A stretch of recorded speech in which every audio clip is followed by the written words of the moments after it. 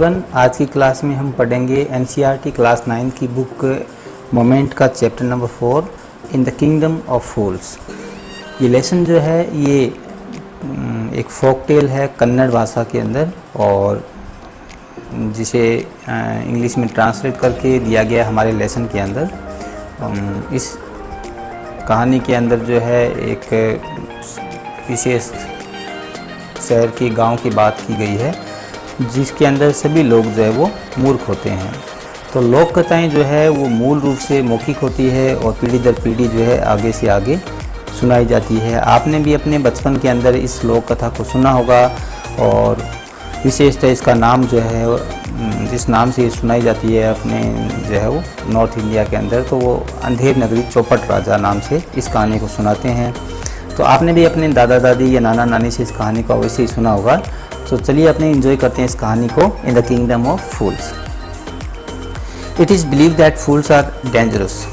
ऐसा कहा जाता है कि मूर्ख जो है हमेशा क्या होते हैं, डेंजरस होते हैं, बहुत ज़्यादा खतरनाक होते हैं, और only wise people can manage them. और उनको मैनेज करने के लिए एक चतुर और बुद्धिमान व्यक्ति की आवश्यकता पड़ती है। Who are the fools in the story. इस कहानी के अंदर, आज की कहानी के अंदर मूर्ख जो है वो किस व्यक्तियों को, किन को मूर्ख कहा गया है, इस कहानी को पढ़कर हम पता लगाएंगे। और व्हाट हैपन्स टू देम, और उनके साथ में किस प्रकार की घटनाएं जो है वो घटित होती है। इन द किंगडम ऑफ फूल्स, जो मूर्खों का जो साम्राज्य था, both the Kings and the minister were idiots. सबके सब जो थे मूर्खों का, किंगडम मीन्स होता है साम्राज्य। जो मूर्खों का साम्राज्य जिसकी इस कहानी के अंदर बात की जा रही है, वहाँ पर सभी, चाहे वो किंग है, चाहे उसके मिनिस्टर हैं, मंत्री हैं, मिनिस्टर मीन मंत्री जो थे, सबके सब इडियट थे, सबके सब मूर्ख थे। और they didn't want to run things like other things. और सब ने मिलकर थोड़ी बात की, एक प्रशासन किस प्रकार से चलाया जाए। तो उन्होंने कहा कि जिस प्रकार से दूसरे लोग करते हैं हम उनसे थोड़ा अलग करेंगे, और they didn't want to things like the other things. So they decided to change night into day and day into night. इसीलिए सब ने मिलकर बात की और राजा ने सुझाव दिया कि भाई हम लोग क्या है, नाइट को डे में और डे को नाइट में चेंज कर लेते हैं। जो काम दिन में करते हैं वो हम लोग सारे काम रात में करेंगे, और दूसरे लोग जो रात में काम करते हैं उसको हम दिन में करेंगे। टिल देयर फील्ड्स, हम जाएंगे अपने खेतों को जोतेंगे। टिल मतलब होता है जोतना। टिल अपने खेतों को जोतेंगे। रन देयर बिजनेस, अपना बिजनेस चलाएंगे। ओनली आफ्टर डार्क, और ये काम सब तभी करेंगे जब क्या हो जाएगा, अंधेरा हो जाएगा, सूर्यास्त हो जाएगा, तब ये काम सारे किया करेंगे हम। And go to the bed, और हमें सोना होगा soon as the sun came up. जैसे जैसे सूरज निकलेगा, तो उसी समय हमारे को सोना भी होगा। Anyone who disobeyed would be punished with death. और जो कोई भी इसकी अवहेलना करेगा इस बात की,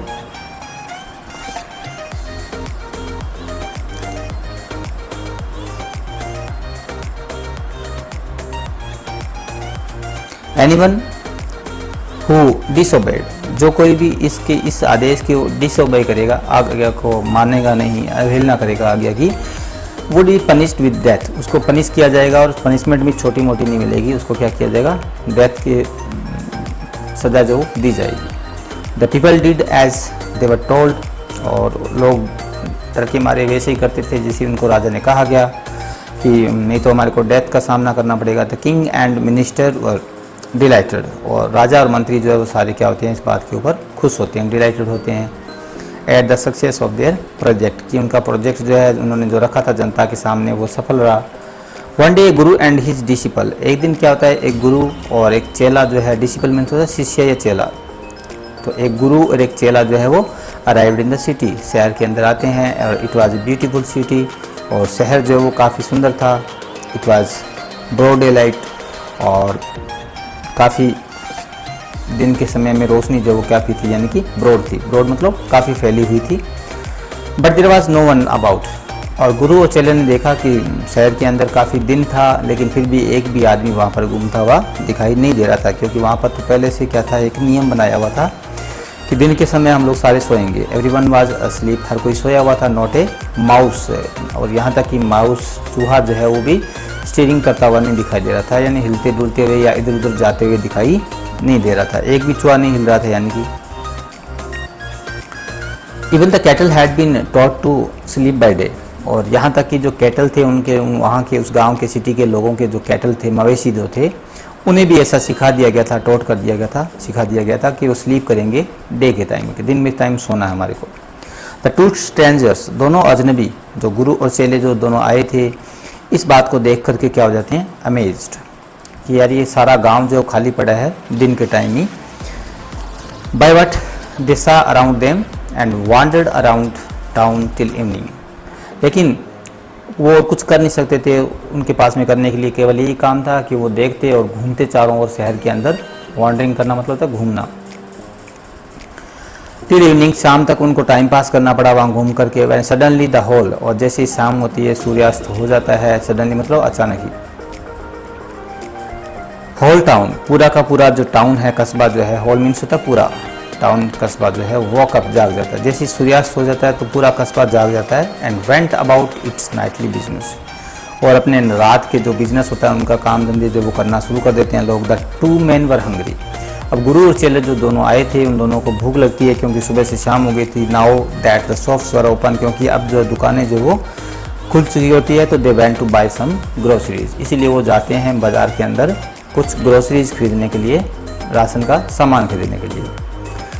टू देयर एस्टोनाइजमेंट, और इस बात को देख करके उनको बहुत ज़्यादा क्या होता है, एस्टोनाइजमेंट होता है, यानी कि आश्चर्य, उनको बहुत ज़्यादा आश्चर्य होता है। They found that everything cost the same, उन्होंने पाया कि हर चीज़ की कीमत जो है वो क्या है, कॉस्ट मतलब कीमत, एक ही चीज़, प्रत्येक चीज़ की, चाहे वो महंगी है चाहे वो सस्ती है, बाहर की तरफ दूसरे गाँवों में मिलने वाली जो चीज़ें जो काफ़ी महंगी थी वो भी, और सस्ती मिलने वाली चीज़ें हैं, सब चीज़ें जो है उनका एक ही रेट था, एक दूधू, एक पैसे के बराबर, यानी कि whether they bought a measure of rice, चाहे कि उन्होंने कुछ एक माप के अंदर, मीजर मतलब माप, एक पैमाने के अंदर थोड़ा राइस खरीदा, 1 किलो 2 किलो, यानी कि चाहे उन्हें एक बंच खरीदा, बंच मीन्स होता है गुच्छा, केले का गुच्छा खरीदा, इट कॉस्ट दूध, तो सबकी कीमत एक ही जितनी थी, एक दूध जो है उसकी कीमत थी।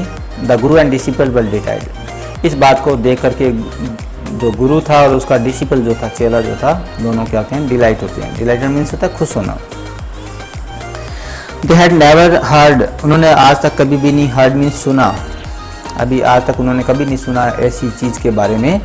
They could bye all the food they wanted for a रूपी, और उन्होंने उतना सारा खाना खरीद लिया जितना उनको आवश्यकता थी खाना खाने की और करनी थी, और इसके लिए उनको क्या देना पड़ा, केवल ए रूपी, 1 रुपये के अंदर अंदर ही उन्होंने अपना पूरा राशन खरीद लिया। When they had cooked and eaten, जब उन्होंने उस खाने को पका लिया, भोजन को, और ईटन मतलब खा लिया, और गुरु जो है वो काफ़ी पहुँचे हुए थे, उन्होंने काफ़ी तपस्या और साधना की हुई थी, तो उन्होंने क्या कर लिया, रियलाइज मीन्स होता है महसूस कर लिया। तो गुरु जी है उनको महसूस हो जाता है कि ये किंगडम जो है वो किसकी है, फूल्स, मूर्ख लोगों का गांव है, and it wouldn't be a good idea, और ये यहाँ पर रहना जो है वो अच्छी बात नहीं होगी हमारे लिए, हम लोग यहाँ रहेंगे तो कोई ना कोई मुसीबत में पड़ जाएंगे। This is no place for us, let's go, और अपने चेले को कहते हैं कि ये भाई ये जगह अपने लिए ठीक नहीं है, हमें यहाँ से चलना चाहिए। He said to the disciple, अपने चेले को कहते हैं, but the disciple didn't want to leave that place, लेकिन वो चेला जो है वो काफ़ी लालची प्रवृत्ति का होता है खाने पीने के प्रति, लेकिन यहाँ पर जो सामान सब सस्ता था तो वो इस जगह को छोड़कर जाना नहीं चाहता। एवरीथिंग वाज चीप हियर, क्योंकि यहाँ पर हर चीज़ जो वो क्या थी, चीप मीन्स होता है सस्ता। All he wanted was good cheap food, और उसको तो इतना ही चाहिए था, ऑल ही वांटेड मतलब उसको जो सब कुछ चाहिए था उसको इतना ही था कि अच्छी मात्रा में अच्छा, और चीप मतलब सस्ता फूड, जो भोजन उसको मिल जाए। द गुरु सेड, इस बात के ऊपर गुरु जी जो है अपने चेले को कहते हैं, दे आर ऑल फूल्स, यहाँ सब के सब मूर्ख हैं, this want last very long, ये ज़्यादा लंबा चलने वाला नहीं है, एंड यू कांट टेल, और तुम ज़्यादा समय यहाँ पर टिक नहीं पाओगे और किसी न किसी प्रकार की मुसीबत में पड़ जाओगे। व्हाट दे विल, और तुम इस बारे में कभी सोच नहीं पाओगे कि what they will do to you next, कि अगले ही क्षण वो तुम्हारे साथ में क्या कर दें, तो इस बेद की कोई गारंटी नहीं है, तो यहाँ रहना कोई सेफ नहीं रहेगा। But the disciple want listen, लेकिन वो चेले ने उसकी बात को लिसन नहीं किया। लिसन मीन्स सुनना, अपने गुरु की बात को नकार दिया, सुनना ही पसंद नहीं किया गुरु की विजडम को। विजडम मीन्स होते बुद्धिमानी। He wanted to stay, stay means रुकना या ठहरना, वो वहाँ पर रुकना चाहता था उसी गांव के अंदर।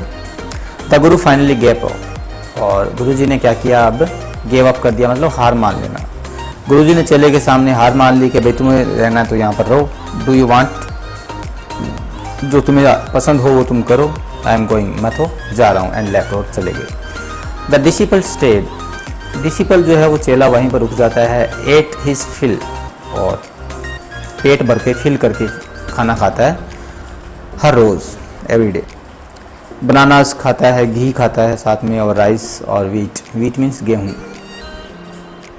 एंड ग्रीव फैट, और दिनों दिन जो है वो चेला ज़्यादा माल खाने के कारण क्या होता है, ग्रीव फैट मतलब मोटा हो गया, ग्रीव मीन्स हो गया, फैट मीन्स मोटा। लाइक ए स्ट्रीट साइड, गली के पास में घूमने वाला सेक्रेड आवारा बुल सांड, और दिनों दिन के अंदर, थोड़े दिनों के अंदर ही चेला जो है वो ज़्यादा खाने के कारण ऐसे मोटा ताज़ा हो गया जैसे गली किनारे घूमने वाला सांड। वन ब्राइट डे, और एक दिन क्या हुआ, दिन का समय था क्योंकि दिन में सारे लोग सोते थे, तो ब्राइट डे थी ब्रोक इनटू ए रिच मर्चेंट हाउस। एक चोर जो है ब्रोक इनटू मतलब अंदर घुस गया, एक अमीर मर्चेंट के, मर्चेंट मीन्स होता है व्यापारी, एक अमीर व्यापारी का घर था, तो उस घर के अंदर चोरी करने के उद्देश्य से एक चोर उसके घर में घुस जाता है। He had made a hole, उसने एक होल कर दिया दीवार के अंदर, एंड स्नेक्ड इन, और अंदर खिसक गया, अंदर की तरफ चला गया। And as he was carrying out his loot, जैसे ही वो अपने लूट का सामान बाहर लेकर निकल रहा था, उसी समय क्या होता है, the wall of the old house, वो घर जो है वो काफ़ी पुराना होता है, और उस घर की दीवार जो है वो क्या हो जाती है, कोलैप्स हो जाती है। कोलैप्स होता है ढह जाना, घर की दीवार गिर पड़ती है ऑन हिज हेड, उसी के ऊपर। जो चोर था वो निकल रहा था बाहर, तो दो भाई होते हैं आपस के अंदर, तो एक तो बाहर निकल जाता है लेकिन दूसरा निकल रहा होता है, तो वो दीवार उसके ऊपर गिर जाती है, and killed him on the spot, उसी समय मौके पर ही वो मर जाता है। His brother ran to the king, अब उसका भाई दौड़कर जाता है राजा के पास, एंड कंप्लेन करता है, शिकायत करता है, योर हाइनेस, अरे महाराज, when my brother was pursuing his ancient trade, मेरा भाई जो है जब क्या कर रहा था, परस्यूइंग मतलब होता है जारी रखना, काम को करना किसी को, एंशिएंट होता है प्राचीन, ट्रेड मतलब होता है बिजनेस, व्यवसाय। मेरा भाई हमारा पीढ़ियों पुराना बिजनेस कर रहे थे हम लोग वहाँ पर, और तभी ए वॉल, एक दीवार जो है फेल ऑन हिम, उसके ऊपर गिर गई, एंड किल्ड हिम, और उसको मार दिया। हम तो अपना काम कर रहे थे, हमारे पीढ़ियों पुराना धंधा, ऐसे नहीं कहा उसने, सीधा ही नहीं कहा कि हम चोरी कर रहे थे, तो कहता है हम तो कोई काम कर रहे थे, हमारा पुश्तैनी धंधा जो था वो कर रहे थे, और तभी उसकी दीवार जो हमारे भाई पे गिर गई और मेरा भाई मर गया। दिस मर्चेंट इज ब्लेम, और इस सब का जो है अपराध में, ब्लेम करना मतलब अपराध का जिम्मा देना, इस अपराध का मैं दोष, ब्लेम मतलब दोष देना, इसका दोष मैं देता हूँ इस मर्चेंट को, यह व्यापारी दोषी है। Should have built a good strong wall, इसे तो क्या करना चाहिए था, एक मजबूत दीवार बनानी चाहिए थी, लेकिन इसने दीवार जो वो बहुत कमज़ोर बनाई, और कमज़ोर दीवार बनाने के कारण जो दीवार जो वो ढह गई। You must punish the wrong doer, wrong doer मतलब गलती करने वाला, तुम्हें आपको पनिश करना चाहिए, जिसने किसी ने भी गलती की है उसको कंपनसेट करो। कंपनसेट मतलब होता है सांत्वना राशि देना या मदद देना, यानी कि मुझे सांत्वना दें थोड़ी मेरी फैमिली को, फॉर इनजस्टिस, इनजस्टिस मतलब अन्याय, हमारे परिवार के साथ जो अन्याय हुआ है उसकी सांत्वना हमें दिलवाएं। The king said justice will be done, अब राजा जो है वो भी मूर्ख था, और राजा कहता है कि भाई बहुत बात तो काफ़ी ख़राब हुई है, इसका जो जस्टिस जो वो किया जाएगा मेरे द्वारा, डोंट वरी, चिंता मत करो। And at once summoned, summoned होता बुलाना, the owner of the house, owner मतलब मालिक, और तभी अचानक ही राजा जो है वो उस घर के मालिक को बुलाते हैं। तो ये राजा है, और यहाँ पर चोर कहता है करके, और राजा मंत्री के साथ में डिस्कशन कर रहे हैं। राजा जो है मर्चेंट को बुला भेज देते हैं कि उस मर्चेंट को बुला के लाओ जिसकी दीवार गिरी। व्हेन द मर्चेंट अराइव्ड, जैसे ही मर्चेंट आता है, the king question him what is your name, जैसे मर्चेंट पहुंचता है दरबार के अंदर, तो राजा उससे प्रश्न पूछता है कि भाई तुम्हारा नाम क्या है। सच एंड सच, फलां फलां नाम वो बता देता है अपना, योर हाइनेस महाराज मेरा ये नाम है। Were you home when the dead man burgled your house, और राजा पूछता है कि जब तुम घर पे था क्या, जब ये डेड मैन जो है ब्रगल किया इसने, ब्रगल मतलब सेंधमारी करना, अंदर घुसना, तुम्हारे घर के अंदर जब लोग जा रहे थे तो क्या तुम लोग जागे हुए थे क्या? Yes my lord he broke in, हाँ हाँ मालिक, वो अंदर आए, एंड वॉल वाज वीक, और मेरी दीवार जो वो कमज़ोर थी, इट फेल ऑन हिम, और उसके ऊपर गिर गई दीवार। द अक्यूज प्लीड गिल्टी, दो आरोपी जो है, अक्यूज जो है वो प्लीड करना मतलब विनती करना, और कि मैं गिल्टी नहीं हूँ, अपराधी नहीं हूँ। Your wall killed this man's brother, और राजा कहता है कि भाई ये जो आरोपी जिसके ऊपर तुम आरोप लगा रहे हो, ये तो पहले से कह रहा है कि मैं गिल्टी नहीं हूँ, और तुम्हारी दीवार जो है इसके ऊपर गिर गई है, और इसके भाई को मार दिया उसने। You have murdered a man, तुमने मर्डर कर दिया, मार दिया है, किल कर दिया एक आदमी को। यू हैव टू पनिश, तुम्हें सज़ा मिलेगी इस बात की।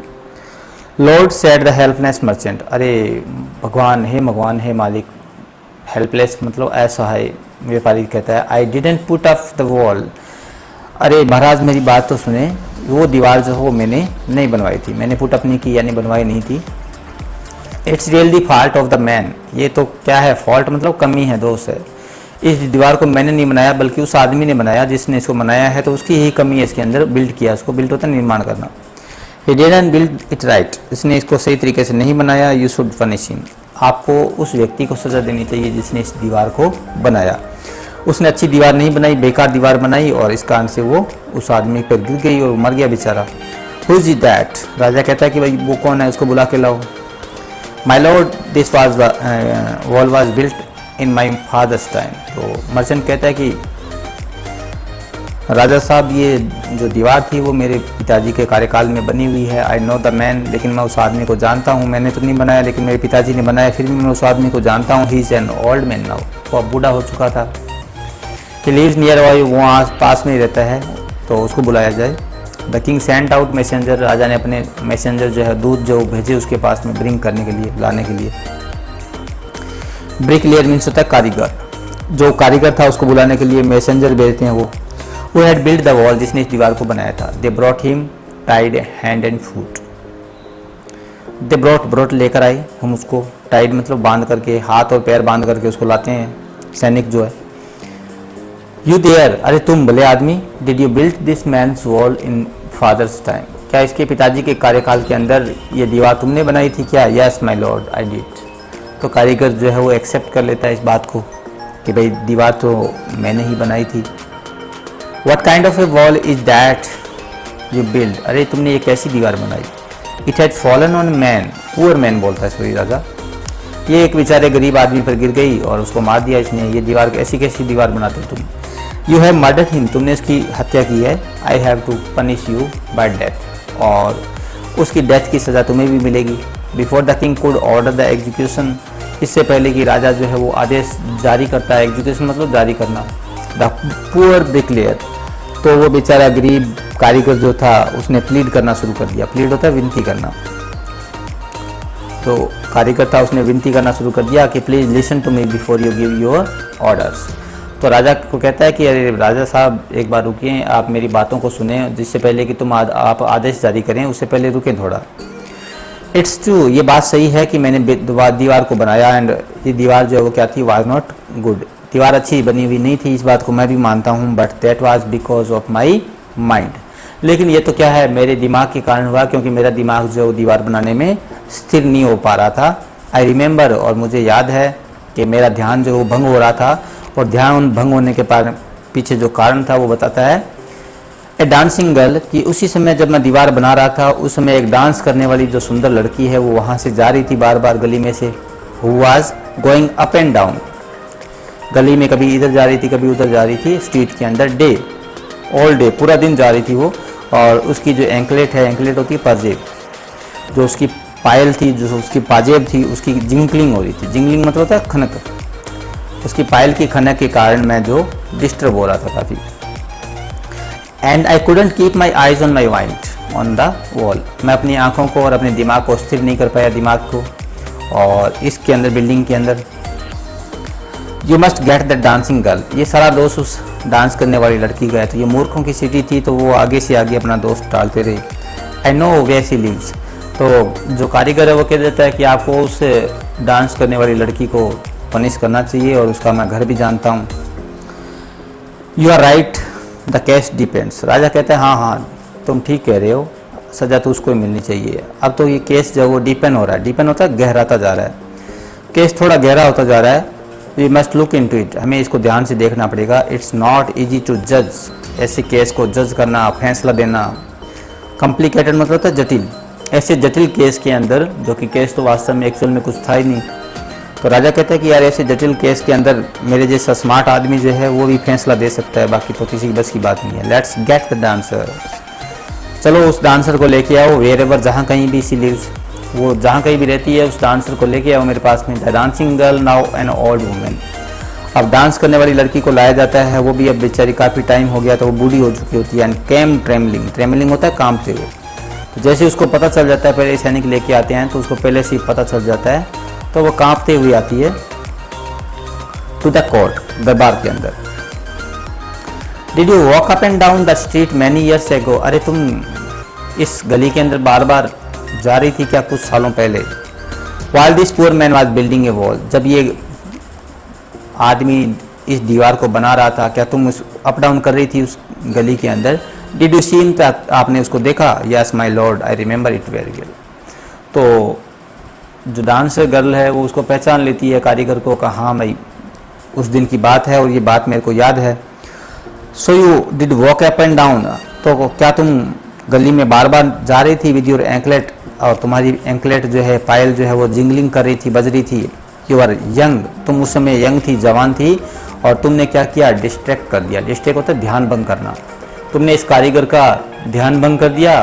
सो ही बिल्ड ए बैड वॉल, और इसने क्या कर दिया, एक बड़ी बेकार सी कमज़ोर दीवार बनाई, और it has fallen on the poor burglar, और ये बेचारे उस बर्गलर के ऊपर, सेंध मार जो चोर है उसके ऊपर गिर गई। एंड किल्ड हिम, वो मर गया। You have killed an innocent man, तुमने मार दिया उस बेचारे, इनोसेंट मतलब निरपराध, बिना जिसका कोई दोष ही नहीं हो, निर्दोष। You will have to be punish, तुम्हें सजा दी मिलेगी इस बात की। She thought for a minute and said, और इस बात के ऊपर डांसिंग गर्ल जो वो सोच में पड़ जाती है थोड़ा, और कुछ देर के बाद में कहती है माय लॉर्ड, अरे मालिक रुको थोड़ा वेट करें। आई नो नाउ, अब मुझे याद है। Why I was walking up and down that street, कि उस दिन मैं गली के अंदर अप एंड डाउन, उधर इधर उधर क्यों जा रही थी बार बार। I had given some gold to the goldsmith, मेरे को क्या थोड़ा काम था, मैंने कुछ सोना जो वो दिया हुआ था एक गोल्ड स्मिथ को, गोल्ड स्मिथ बोलते हैं सुनार को। उस गली के अंदर एक सुनार था, उस सुनार को मैंने कुछ सोना दिया था अपने कुछ ज्वेलरी आभूषण बनाने के लिए, to make some jewellery for me. He was a lazy scoundrel, और वो क्या था, बहुत ज़्यादा, लेजी मतलब आलसी, स्काउंडर मतलब होता है दुष्ट, वो एक दुष्ट आलसी आदमी था। He made so many excuse, और बार बार मैंने क्या करता, एक्सक्यूज होता है बहाने, उसने बार बार मेरे से बहाने बनाए। Said he would give it now and he would give it then, now मतलब अब, और देन मतलब तब, अब दूंगा तब दूंगा, 5 मिनट बाद देना, 5 मिनट बाद देना, 10 मिनट बाद देना। तो वो बार बार मेरे को कह रहा था, और मैं बार बार वहाँ पर जा रही थी। And so on all day, ऐसा पूरा दिन चलता रहा, इसीलिए मैं बार बार उस गली में चक्कर लगा रही थी। He made me walk up and down on his house a dozen time, उसने लगभग 1 दर्जन बार मुझे अपने घर पर बुलाया था चक्कर लगाने के लिए, और तब जाकर मेरा काम हुआ। That was when this bricklayer saw me, और उसी समय इस ब्रिकलेयर ने मेरे को देखा होगा। It's not my fault, fault होता है दोष, लेकिन महाराज इसमें दोष जो है वो मेरा नहीं है। इट्स द डैम्ड, और ये सारा दोष जो है वो उससे डैम्ड, डैम्ड मतलब दुष्ट, उस दुष्ट गोल्ड स्मिथ का फॉल्ट है, ये सुनार का फॉल्ट है, और इसकी सारी सज़ा जो है वो उस सुनार को ही मिलनी चाहिए। Poor thing, she is absolutely right, अरे कितनी बेकार चीज़ है ये, यानी कि इस बेचारी लड़की को इतने चक्कर लगवाई उसने, ये तो बिल्कुल ठीक कह रही है। एब्सोल्युटली मतलब बिल्कुल, तुम बिल्कुल ठीक कह रही हो। थॉट द किंग, राजा कुछ देर के लिए सोचता है, और वेटिंग मतलब तोलना, या जितने भी एविडेंस थे उनको आपस में कंपैरिजन करना, सभी सबूतों को मद्देनजर रखते हुए राजा कुछ सोचता है। We have got the real culprit last, हमें वास्तव में लास्ट में, अंत में रियल कल्प्रिट जो है, कल्प्रिट मतलब अपराधी जो है, लास्ट में अंतिम अपराधी हमारे को मिल ही गया, चलो उस सुनार को बुला के लाओ। Get the goldsmith wherever he hiding मतलब छुपा हुआ है, उस सुनार को निकाल कर लेकर आओ, कहाँ जहाँ कहीं भी छुपा हुआ है। एट वंस मतलब तुरंत। The king's bailiffs search for the goldsmith. अब राजा के जो बैलिफ्स सैनिक जो है वो क्या करते हैं, सर्च करते हैं गोल्ड स्मिथ को। Who was heading in the corner of the shop, जो कि अपने दुकान के अंदर एक कोने में दुबक करके पड़ा था। उसको पहले से पता चल गया था कि मेरे को शामत आने वाली है। When he had the accusation मतलब होता है अपराध, यानी कि किसी के ऊपर आरोप लगाते हैं, तो इस आरोप के बारे में उसने सुना, accusation. He had his own story to tell, तो उसने पहले से अपनी एक कहानी गढ़ ली थी उस बात के बारे में, और वहाँ छुप कर बैठा इंतज़ार कर रहा था कि मेरे को पता था कि उसको राजा के लोग जो मुझे पकड़ने के लिए ज़रूर आएंगे। माय लॉर्ड, और दरबार में जाते ही कहता है कि अरे मालिक, he said I am a poor goldsmith, मैं तो एक गरीब सा तुच्छ सा सुनार हूँ, लेकिन ये बात सही है कि I made this dancer come many time to the door. उस दिन मैंने काफ़ी बहाने बनाए इस डांसर के काम को करने के लिए। आई गेव हर एक्सक्यूज़, मैंने बार बार इसको एक्सक्यूज़ किया, बहाने बनाए। Because I couldn't finish making her jewellery before, क्योंकि मैं फिनिश नहीं कर पाया इसकी जो ज्वेलरी थी उसको, before I finish the rich merchants order.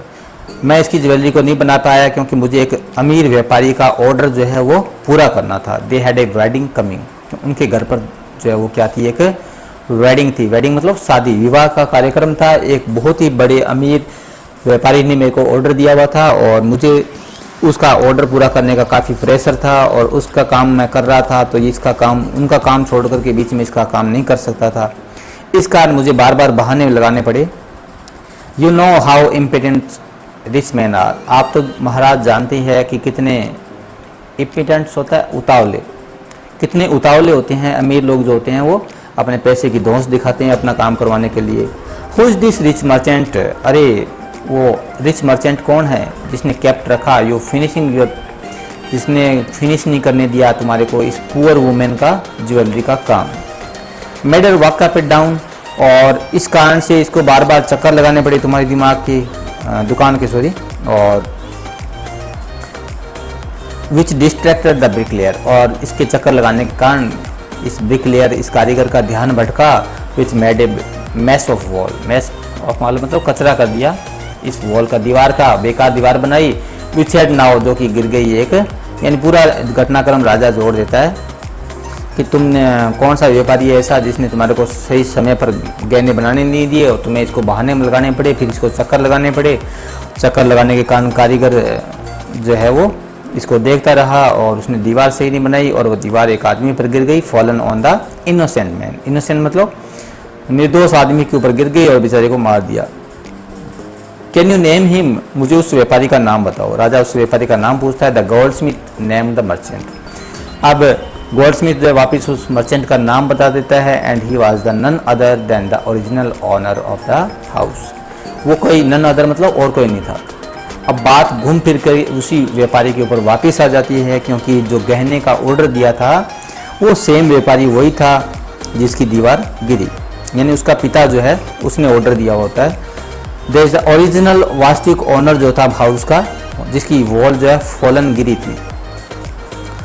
Now justice, अब न्याय जो है उसका कम फुल सर्किल, एक गोल घेरे में आ चुका था, और पूरे न्याय के एविडेंस जो घूमते घूमते उसी व्यापारी पर आकर रुक गए थे। दो द किंग, इसीलिए थॉट द किंग, राजा ने सोचा, back to the merchant when he was rudely summoned, rudely मतलब ये क्रोधपूर्वक भाषा के अंदर उसने समन किया, बुलाया।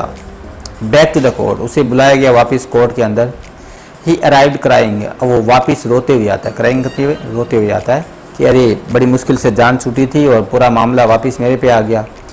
It wasn't me but my father, और वो कहता है रोते हुए कि अरे मालिक मेरे को छोड़ो, गहने का ऑर्डर देने वाला मैं नहीं था बल्कि कौन था, मेरे पिताजी थे, मैं तो उस समय बहुत छोटा था। Who order the jewellery, his dad, और वो मर चुके हैं। आई एम इनोसेंट, मैं क्या हूँ, इनोसेंट हूँ, निर्दोष हूँ बिल्कुल, मेरा कोई दोष नहीं है इसके अंदर, तो आप मेरे पर दया करें थोड़ी। But the king consulted his minister, राजा जो है वो कंसल्ट करता है कि मामला तो उलझ सा जा रहा है भाई बिल्कुल भी। तो कंसल्ट करना मतलब सलाह लेना अपने मिनिस्टर से। रूल्ड डिसिवली, और जो कि शासन करता था, और उसने घोषणा कर दी कि अपने मंत्रियों के साथ में चर्चा करने के बाद, it's true your father is the true murder. ये बात सही है कि तुम्हारे पिताजी जो वास्तव में क्या है, मर्डरर है, उन्हीं के कारण ये आदमी मरा है आज। ही इज डेड, लेकिन वो तो मर चुके हैं। But somebody must be punished in his place, लेकिन किसी न किसी को, समबडी मतलब किसी न किसी को उसकी जगह पर सजा मिलेगी, पनिश किया जाएगा। यू हैव इनहेरिटेड, इनहेरिटेड मतलब उत्तराधिकार में मिलना। तुम्हें अपने पिताजी की हर चीज़ जो है वो उत्तराधिकार में मिली है। Everything from the criminal father, तुम्हारे अपराधी मुजरिम पिता से। हिज रिचेज, रिचेज मतलब संपत्ति, उसकी सारी संपत्ति तुम्हारे को मिली है। एज वेल एज, तो तुम्हारे उसको जो है उसके अपने पिता के सिंस जो है, सिन मतलब होता है अपराध, तो उसकी संपत्ति तुम्हें मिली है, तो उसके अपराधों का दोष जो है वो तुम्हारे ऊपर ही आएगा, यानी वो भी तुम्हें ही मिलेंगे। I knew at once even when I first set eyes on you, मुझे तो ये पहले ही पता चल गया था जब मेरी आंखें तुम्हारे ऊपर पड़ी थी पहली बार, that you were at the root, root मतलब जड़। तो राजा कहता है कि मैं तो बहुत स्मार्ट हूँ, मैं तो पहले ही पता चल गया था मेरे को कि तुम ही क्या हो, इसकी जड़ हो, रूट हो। हॉरिबल मतलब भयानक, इस भयानक क्राइम जो हुआ है बेचारे का, यू मस्ट डाई, तुम्हें मरना पड़ेगा। उस आदमी को मार दिया बेचारे को, और उस भयानक क्राइम के पीछे तुम्हारा ही हाथ है, ये तो मेरे को पहले ही पता चल गया था। And he ordered a new stake, और उसी समय उसने कहा कि एक नई स्टेक बनाई जाए। स्टेक मतलब सूली बनाई जाए जिसके ऊपर इसको चढ़ाया जाएगा। To made ready for the execution, execution मतलब सजा को परिणाम देना, यानी कि सजा को देने के लिए एक स्टेक बनाई जाए। एज द सर्वेंट्स शार्पन्ड, और जैसे ही सारे सर्वेंट जो है राजा के लग गए, शार्पन मतलब तीखा करने में, उस स्टेक को जिसके ऊपर सूली पर चढ़ाया जाना था उसको। And got it ready for the final impelling, impelling मतलब होता है क्रिमिनल को उसके ऊपर चढ़ाया जाता है, यानी कि सूली के ऊपर, उसको बोलते हैं इम्पेलिंग। तो क्रिमिनल को ऊपर चढ़ाया जाना था सूली के, तो उसकी तैयारी हो जाती है। तो अचानक ही एक बात ऑकर्ड होती है, ऑकर्ड होता है प्रदर्शित होना। It occurred to the minister that the rich merchant was somehow too thin to be properly executed on the stake. तो उनको प्रदर्शित होती है एक बात कि जो रिच मैन जो है वो क्या है, somehow कुछ, somehow मतलब कुछ मात्रा में, थिन मतलब पतला है। तो मर्चेंट जो था, रिच मैन जो था, वो क्या था, बहुत ज़्यादा पतला था, और ये प्रॉपरली मतलब उचित तरीके से एग्जीक्यूट नहीं हो सकती थी वो सज़ा जो है जो दी गई थी, क्योंकि उसको सूली पर सही तरीके से नहीं चढ़ाया जा सकता था। सूली पर चढ़ाने के लिए कुछ थोड़ा मोटा आदमी जो है वो आवश्यक था वहाँ पर स्टेक के ऊपर।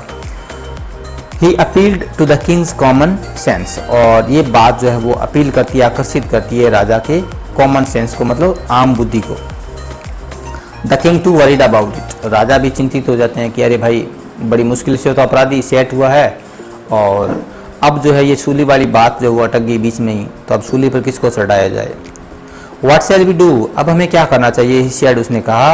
When they suddenly it struck him to all they needed to do was a find a fat enough to fit the stake. और उन्होंने कहा कि अब हमें क्या करें, तो उन्हें तभी अचानक उनके दिमाग में अचानक एक बात स्ट्रक करती है, यानी आती है अचानक ही, कि उन्हें नीडेड मतलब आवश्यकता थी, उन्हें आवश्यकता है एक ऐसे आदमी की कि उसे एक आदमी ऐसा ढूंढना है, फैट जो कि मोटा हो काफ़ी मात्रा के अंदर, enough to fit the stake, उस स्टेक के अंदर, उस सूली के अंदर चढ़ने के लायक हो, यानी थोड़ा सा एक मोटा आदमी हमें ढूंढना पड़ेगा जिसको इस सूली के ऊपर चढ़ाया जाए।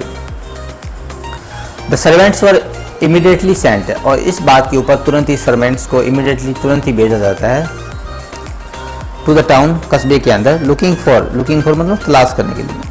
अब नौकर को, जो जितने भी सर्वेंट होते हैं राजा के, उनको भेजा जाता है सैनिकों को कि भाई गांव में जाओ और एक मोटे ताजे आदमी को ढूंढ के लाओ जो कि फिट करे पूरी तरीके से, पूरा आए किसके अंदर, स्टेक के अंदर। And their eyes fell on the disciple, और उनकी आंखें घूमते घूमते किसके ऊपर पड़ती है, जो चेला होता है वो काफ़ी माल खा के मोटा हो जाता है, तो उसी चेले को पकड़ के ले आते हैं वो, जो कि फैटेंड हो गया था, फैटेंड मतलब पसर गया, मोटा हो गया था, हिमसेल्फ फॉर मंथ्स ऑफ बनाना, कई महीनों से वो बनाना खा रहा था, राइस खा रहा था, वीट खा रहा था और घी खा रहा था। तो ये सारा सामान बहुत ज़्यादा सस्ता होने के कारण वो काफ़ी पेट भर के खा रहा था, तो इस कारण से वो काफ़ी मोटा हो गया था। तो जैसे ही सैनिक जाकर उसको पकड़ते हैं तो वो कहता है what have I done wrong, अरे भाई मैंने क्या किया है, आई एम इनोसेंट, मैं तो क्या हूँ, बिल्कुल निर्दोष हूँ। आई एम ए सन्यासी, अरे भाई मैं तो सन्यासी हूँ, मैंने कोई अपराध नहीं किया है। तो सैनिक कहते हैं दैट मे बी ट्रू, और हो सकता है कि भाई तुम सही कह रहे हो, हमें भी पता है कि तुम अपराधी नहीं हो, but it's the royal decree, लेकिन ये तो राजा का आदेश है, डिक्री है, that we should find a man fat enough to fit the stake, कि हमें एक ऐसा मोटा आदमी ढूंढने लाना है जो इनफ मतलब पर्याप्त मात्रा में मोटा हो, स्टेक के अंदर, सूली के अंदर फिट आने के लिए। जैसे उन्होंने कहा एंड कैरिड, और ले गए him to the place of execution, जहाँ पर ये सज़ा को एग्जीक्यूट करना था वहाँ पर उसको लेकर जाते हैं। ही रिमेंबर्ड, उनको याद आता है हिज वाइज गुरुज वर्ड्स, तो उसी समय चेले को अपने गुरु के शब्द जो वो याद आते हैं, जो कि उन्होंने कहा था कि भाई ये मूर्खों का गांव है और अगले ही पल ये तुम्हारे साथ में क्या कर देंगे, तो हमारे को कोई पता नहीं है, तो यहाँ पर रहना सेफ नहीं है, this is a city of fools. तो जो गुरु है उन्होंने कहा था कि ये शहर जो है वो मूर्खों का है, you don't know what they will do next, कि वो अगले क्षण क्या करेंगे। वाइल ही वॉज वेटिंग, जब वो वेटिंग कर रहा था डेथ का, तो उसने प्रे किया, प्रार्थना की अपने गुरु के सामने, अपने हार्ट के अंदर, और asking for here his cry, कि वो उसकी पुकार को सुने। तो चेले को पता चल गया कि अब मरने तो है ही है, गुरु को याद कर लेते हैं मन के अंदर, वो गुरु को याद करता है और क्राई करता है वेर एवर, वेर मतलब जहाँ कहीं भी, कि गुरु जी जहाँ कहीं भी हैं मेरी आवाज़ को सुने। द गुरु सा एवरीथिंग इन ए विजन, और गुरु को क्या था, विजन था, विजन मतलब दिव्य दृष्टि थी उसके पास में। ही हैड मैजिक पावर, उनके पास में कुछ मैजिकल पावर भी थी। ही कुड सी फार, इस कारण से वो दूर दूर तक देख पाते थे। एंड ही कुड सी, उन्होंने देखा द फ्यूचर, पहले ही देख लिया था भविष्य के अंदर कि चेले के साथ में ये घटना होने वाली है। He could see the present, वो वर्तमान भी देख सकते थे, भविष्य भी देख सकते थे, एंड द पास्ट, और बीता हुआ समय भी देख सकते थे। ही अराइव्ड एट वंस, तुरंत ही वो वहाँ पर पहुँच जाते हैं अपने सेव करने के लिए अपने डिसिपल को, अपने चेले को। Who had got himself into a such a scrap, scrap मतलब जाल, जो कि इस प्रकार के एक मकर जाल में फंस चुका था, दो through the love of food, अपने भोजन के प्रेम के कारण, अत्यधिक खाने के कारण। As soon as he arrived, जैसे ही जो गुरु है वहाँ पर पहुँचते हैं, ही स्कॉल्डेड, उन्होंने क्या किया, स्कॉल्ड किया, स्कॉल्ड मतलब डांट फटकार लगाना, अपनी डांट फटकार लगाई अपने डिसिपल को, चेले को। And told him something in whisper, और उसे कुछ बताया, विस्पर मतलब कानों में फुसफुसाते हुए। तो राजा गुरु जो है चेले के पास में जाता है और उसके कान में कुछ फुसफुसाते हुए कहता है। Then he went to the king, तब वो राजा के पास में जाते हैं और एड्रेस करता है, एड्रेस मतलब संबोधित करना, राजा को संबोधित करते हुए कहते हैं ओ वाइजेस्ट ऑफ किंग्स, अरे राजा, हु इज ग्रेटर, कौन बड़ा है, द गुरु और द डिसिपल, आप मुझे बताएं। राजा को कहते हैं, गुरुजी राजा को जाकर कहते हैं कि गुरुजी मुझे बताएं कि ज़्यादा महान या ज़्यादा बड़ा कौन होता है, गुरु होता है या चेला। तो of course the Guru, no doubt about it. तो राजा कहते हैं कि भाई निस्संदेह गुरु जो है वो बड़ा होता है चेले से। वाई डू यू आस्क, आप मुझसे ऐसी बातें क्यों पूछ रहे हैं। Then put me to the stake first, तो राजा को गुरु कहते हैं कि भाई तो गुरु अगर बड़े होते हैं तो पहले सूली पर मुझे चढ़ाएं, put my disciple to death after me, और मेरे चेले को मेरे बाद में चढ़ाएं सूली के ऊपर, आफ्टर मी। तो ये गुरुजी आकर यहाँ पर कहते हैं उनको, गुरुजी जो है ये मंत्री जी खड़े हैं साथ में और ये राजा जो है इनकी बातों को सुन रहा है। चेला जो है वो खा पी करके मोटा हो जाता है काफ़ी, और गुरुजी आकर उनको बचा रहे हैं। आते ही कहते हैं कि भाई गुरु जो बड़ा है तो फांसी पर मुझे चढ़ाएं पहले। When the disciple heard this, जैसे चेला इस बात को सुनता है तो ही अंडरस्टूड, वो समझ गया और बिगिन कर देता है क्लेमर, क्लेमर मतलब अपवाद, झगड़ा। तो दोनों झगड़ने लग जाते हैं अपने आपस के अंदर, राजा और गुरु और चेला। Me first, you brought me here first, आप मुझे यहाँ लाए थे पहले। सैनिकों को की तरफ इशारा करते हुए राजा को कहते हैं कि भाई सैनिक मेरे को पकड़ के लाए थे तो सजा तो मुझे मिलनी चाहिए पहले। Put me on the death first, now him, तब मुझे, नॉट हिम सॉरी, पहले मुझे सजा मिलनी चाहिए न कि उसे। The guru and the disciple now got into A fight, गुरु चेले दोनों फाइटिंग करने लग जाते हैं, लड़ने लग जाते हैं आपस के अंदर about who should go first, कि किसको सजा पहले मिले। The king was puzzled by the behaviour, तो राजा जो वो पजल हो जाते हैं, समझ नहीं आता कुछ उनको इस प्रकार के बिहेवियर के कारण। ही आस्क्ड द गुरु, उन्होंने गुरु जी से पूछा why you do want to die, आप लोग मरना क्यों चाहते हैं? वी चूज हिम, हमने तो इसको इसलिए चुना because we needed a fat man for the stake. हमें एक फैट मोटा ताज़ा आदमी चाहिए था सूली के लिए, चढ़ाने के लिए, इसलिए हमने तो इस आपके चेले को पकड़ लिया था, बाकी हमें कोई खास इतनी ज़रूरत नहीं थी। You shouldn't ask me such question. राजा को गुरुजी कहते हैं कि भाई आप मुझसे इस प्रकार के प्रश्न नहीं पूछिए, मैं इसका कारण आपको नहीं बता सकता। पुट मी डेथ फर्स्ट, मुझे पहले सूली पर चढ़ना है, replied the guru. Why there is some mystery here, अरे इसके पीछे तो कोई ना कोई मिस्ट्री मतलब रहस्य है, राज, इसके पीछे भी कोई ना कोई राज है। As a wise man you must make me understand, understand मतलब समझना, और आप एक बुद्धिमान आदमी हैं तो आप समझ सकते हैं कि इसके पीछे भी कुछ राज है। विल यू प्रॉमिस मी, तो राजा उनसे पूछते हैं कि भाई तुम मुझे बताओ। तो गुरुजी कहते हैं कि आप मुझे प्रॉमिस करो कि आप जैसे मैं ये बात आपको बता दूंगा तो मुझे ही डेथ पे चढ़ाओगे पहले सूली के ऊपर। Ask the Guru, the king gave him his Solan word. Solan मतलब वचन देना, यानी कि सोलन वर्ड, सोलन मीन्स होता है वैसे गंभीर वचन दे देता है अपने। और द गुरु जो है टुक हिम असाइड, एक तरफ लेके जाते हैं राजा को, out from the servant year shot, जहाँ पर बात जो है वो सर्वेंट जो है नौकर है उनके कानों में नहीं पहुँचे। एंड विस्पर होता है फुसफुसाते हुए गुरुजी जो है वो राजा के कान में कुछ कहते हैं। Do you know why we want to die right now, आपको समझ आ गया होगा कि अब हम सब पहले क्यों मरना चाहते हैं एक दूसरे से। द टू ऑफ अस, हम दोनों इस बात के ऊपर क्यों लड़ रहे हैं। We have been all over the world, हम लोगों को इतने उम्र ले ली, घूमते घूमते बूढ़े हो गए हैं पूरे वर्ल्ड के अंदर। We have never found a city, हमें ऐसा शहर आज तक कभी नहीं मिला। और ए किंग, नहीं हमारे ऐसा राजा मिला लाइक यू, तुम आपके जैसा। दैट स्टेक इज द, और ये यानी कि जानबूझ के प्रशंसा करते हैं उनके शहर की कि ना तो ऐसा शहर देखा, इतना अच्छा शहर, और ना ही ऐसा अच्छा राजा देखा। ये जगह जो है वो काफ़ी पवित्र है, इसीलिए यहाँ पर बनी हुई ये सूली जो है, स्टेक जो है वो है गॉड ऑफ जस्टिस, न्याय की सूली है ये। इट्स न्यू, ये आज अभी अभी नई बनाई गई है आपके द्वारा। It's has never had a criminal on, इसके ऊपर एक भी अपराधी को सूली नहीं चढ़ाया गया है। Whoever, जो कोई भी डाइज मरेगा ऑन इट फर्स्ट, इसके ऊपर पहले, विल बी रीबॉर्न, जो सबसे पहले इसके ऊपर चढ़ाया जाएगा, जिस अपराधी को सबसे पहले इसके ऊपर चढ़ाया जाएगा तो उसका रीबॉर्न मतलब पुनर्जन्म होगा as the king of this country, और वो राजा बनेगा इस देश का। एंड whoever, जो कोई भी गोज नेक्स्ट, दूसरी बार चढ़ेगा इसके ऊपर सूली के ऊपर, जिसका दूसरे अपराधी को चढ़ाया जाएगा, will be the future minister, भविष्य के अंदर वो क्या बनेगा, मिनिस्टर, मंत्री बनेगा इस कंट्री का। We are sick of our ascetic life, हम लोग तो क्या है, सिक मतलब उब गए हैं बिल्कुल अपनी इस एसेटिक पावर लाइफ, मतलब होता है साधु या सादगी भरे जीवन से। अपने साधु के इस जीवन से हम लोग उब गए हैं, इसमें कोई आनंद नहीं है। It would be nice to enjoy our self as king and minister for a life, हम लोग भी आनंद लेना चाहते हैं कि हम भी क्या बने, किंग बने और मिनिस्टर बने एक पूरे जीवन के लिए, एक क्षण के लिए। नाउ कीप योर वर्ड, अब आप अपना वचन रखें। तो ये बातें जो है वो गुरुजी बताते हैं उनको।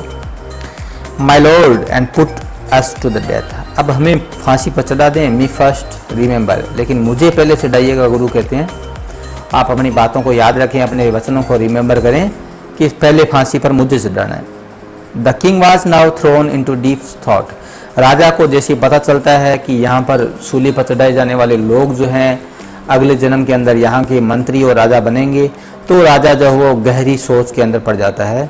ही डिडंट वांट टू लूज, और वो नहीं खोना चाहते, लूज मीन्स खोना, किंगडम, साम्राज्य जो है, someone else in the next round of life, वो अगले जन्म के अंदर भी राजा बनना चाहता है राजा जो है। ही नीडेड टाइम, लेकिन इस बात के लिए राजा को सोचने के लिए थोड़ा टाइम लेने की जरूरत थी। सो ही ऑर्डर द एग्जीक्यूशन पोस्टपोन, तो इसलिए उन्होंने कहा कि भाई आज के दिन जो है एग्जीक्यूशन जो है वो क्या की जा रही है, पोस्टपोन कर दी जाती है, स्थगित की जाती है टू द नेक्स्ट डे, अगले दिन ही फांसी दी जाएगी, यहाँ पर सूली पर चढ़ाया जाएगा यानी कि। एंड टॉक्ड इन सीक्रेट, और गुप्त रूप से बातें की जाकर अपने मंत्री जी के साथ में। It's not right for us to give over the kingdom, अरे मंत्री जी, ये बात ठीक नहीं रहेगी कि हम अपनी किंगडम को दे दें किसी अदर को इन द नेक्स्ट लाइफ। अगले जीवन के अंदर हम लोग पता नहीं कहाँ जाएंगे, कुत्ता बिल्ला बनेंगे कहीं पर, तो ये लोग जो है राजा और मंत्री बन जाएंगे। Let's go on the stake ourself, हम लोग दोनों खुद इस स्टेक के ऊपर चढ़ेंगे and will be reborn as the king and minister again. और हम अगले जन्म के अंदर फिर से किंग बन जाएंगे और मिनिस्टर बन जाएंगे। हम वैसे ही बूढ़े हो गए हैं तो फिर से हमारा जन्म होगा और हम मंत्री बन जाएंगे यहाँ पर। Holy man do not tell lie. Holy man means होता है पवित्र आदमी। जो पवित्र आदमी साधु होते हैं वो कभी झूठ नहीं बोलते। He said and the minister agreed, और मिनिस्टर जो है वो इस बात के ऊपर एग्री कर देता है। सो ही टोल्ड द एग्जीक्यूशनर्स, इसीलिए राजा जो है वो आदेश जारी कर देता है एग्जीक्यूशनर्स को, यानी जो जल्लाद होते हैं एग्जीक्यूशन करने वाले, उनको कह देता है कि will send the criminal tonight, आज रात को हम लोग दोनों अपराधियों को यहाँ भेजेंगे। When the first man come to you, जब पहला आदमी तुम्हारे पास में पहुंचे, put him to death first, उसे पहले फांसी पर चढ़ा देना सूली के ऊपर। Then do the same to the second man, तब दूसरे आदमी को भी फांसी पर चढ़ा देना, तो दोबारा उसके बाद दूसरा आएगा। दोज आर माई ऑर्डर्स, ये मेरे आदेश हैं। डोंट मेक एनी मिस्टेक, इसके अंदर किसी प्रकार की मिस्टेक नहीं होनी चाहिए। दैट नाइट, उसी रात को क्या हुआ, द किंग एंड मिनिस्टर, राजा और मंत्री जो है दोनों जाते हैं सीक्रेटली टू द प्रिजन, जेल के अंदर। राजा और मंत्री दोनों जेल में जाते हैं गुप्त तरीके से और रिलीज कर देते हैं, छोड़ देते हैं गुरु को, डिसिपल को। और डिसगाइज मतलब होता है भेष बदल लेना। गुरु और चेले को दोनों को आज़ाद कर देते हैं वहाँ से और उनका भेष बदल करके दोनों जेल के अंदर लॉक हो जाते हैं। एंड एज अरेंज, जैसा कि अरेंज किया गया था beforehand with royal servant, की जो रॉयल सर्वेंट है वो आते हैं, वो taken to the stake to the promptly executed, उन्हें सूली पर ले जाते हैं और प्रॉम्प्टली मतलब तुरंत, बिना किसी देरी के उन्हें एग्जीक्यूट कर दिया जाता है, यानी कि फांसी पर या सूली पर चढ़ा दिया जाता है। तो यहाँ पर जो है गुरु और शिष्य जो है वो दोनों को फ्री कर दिया है उन्होंने, ये दोनों चले जाते हैं और मंत्री जी और जो किंग है दोनों उस जेल के अंदर खुद भेष बदल के आ जाते हैं। When the bodies, अब नेक्स्ट डे जो राजा और मंत्री को दोनों को फांसी पर चढ़ा दिया जाता है और जब उनकी बॉडी जो है वो टेकन डाउन नीचे लाई जाती है सूली से, थ्रोन टू द क्रॉस, डालने के लिए क्रॉस को, कि भाई ये अपराधी थे और इनके शरीर को कौवों को डाल दो। तो और वल्चर मीन्स होते हैं गिद्ध, जो चील होते हैं, चील और कौवों को डालने के लिए उनके शवों को नीचे उतारा जाता है। तो पीपल जो है, लोग जो है उनके शक्ल को या सूरत को देख के पैनिक हो जाते हैं, पैनिक मतलब भयभीत हो जाते हैं। दे सा before them the dead bodies of the king and the minister, उन्होंने देखा कि उनके सामने जो शरीर पड़े हुए थे वो किसी और के नहीं बल्कि मंत्री जी और जो राजा थे उनके खुद के शव थे। The city was in A confusion, जो पूरा शहर जो था वो एक प्रकार की कन्फ्यूजन के अंदर था कि जो राजा है मंत्री है दोनों मर चुके हैं, तो अब पूरे देश का क्या होगा, यानी कि ऑल नाइट दे मॉर्न्ड, पूरी रात पूरी प्रजा जो मॉर्न मतलब विलाप करती है और डिस्कस करती है आपस के अंदर the future of the kingdom, कि इस साम्राज्य का भविष्य अब क्या होने वाला है। Some people suddenly thought of the guru and disciple, और कुछ लोगों के दिमाग में अचानक की बात आती है कि अरे भाई हम लोग तो सब क्या है मूर्ख हैं, लेकिन यहाँ पर वो गुरु और चेले आए थे दोनों, तो उनको कॉट अप करके लाओ वेन देम, और उनको प्रिपेयर करें, प्रिपेयर होता है तैयार करना, टू लीव टाउन, प्रिपेयर मतलब सॉरी तैयारी कर रहे थे, दोनों तैयारी कर रहे थे उस टाउन को छोड़कर जाने की, अननोटिस मतलब बिना देखे।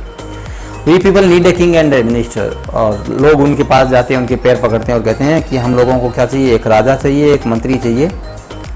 सेड समवन अदर एग्रीड, दूसरे जो है वो सारे उसके बात के ऊपर एग्री हो जाते हैं। दे बेग्ड द गुरु, उन्होंने बेग मतलब काफ़ी विनती की उस गुरु से और डिसिपल से, to be the king and the minister, कि वो राजा और मंत्री बन जाए उनके। And it didn't take any argument, argument means होता है तर्क, ज़्यादा तर्क उनको नहीं करना पड़ा परस्यूड मनाने के लिए, परस्यूड मीन्स होता है मनाना।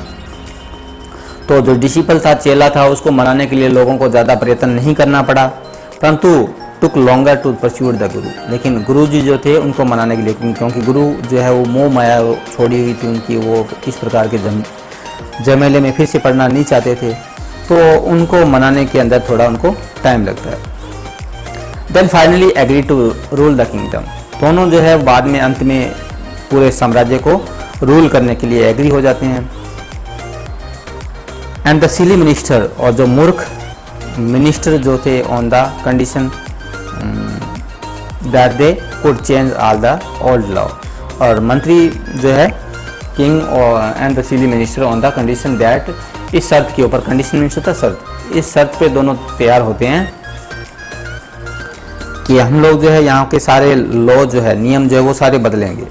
फ्रॉम देन ऑन, और तब से ही night would be again night, रात को रात कर दिया गया, and day would be again day, दिन को दिन बना दिया गया, यानी कि and you could get nothing for a duddu, और एक पैसे में एक डूडू में वहाँ पर कुछ भी नहीं मिलता था। It become like an other place, और वहाँ पर सब चीज़ें जो वो नॉर्मल हो गई, दूसरी जगह की तरह।